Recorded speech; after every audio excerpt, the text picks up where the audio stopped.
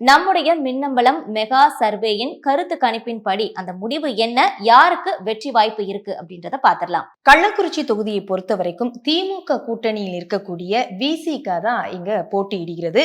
திருமாவளவன் அவர்களுடைய சகோதரி மகள் மாலதி தான் இங்கு வேட்பாளராக களமிறக்கப்பட்டிருக்கின்றார். இது ஆதி திராவிடர் சமூகம் அதிகம் இருக்கக்கூடிய ஒரு தொகுதியாக இருக்கிறது. தனி தொகுதி கள்ளக்குறிச்சி. விசிகாவுக்கு கூட்டணி பலம் அப்படிங்கிறது இங்க வலு சேர்க்க கூடும் என்று நம்புகிறார் வேட்பாளர் மாலதி.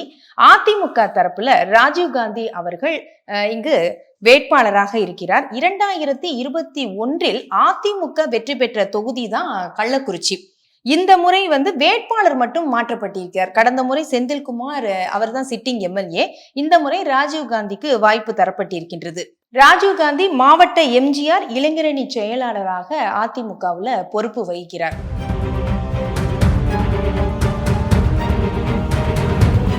கள்ளக்குறிச்சி தொகுதியில் மின்னம்பலம் மீடியா சார்பாக எடுத்த மெகா சர்வேயின்படி என்ன முடிவுகள் வந்திருக்கு என்று பார்க்கலாம்.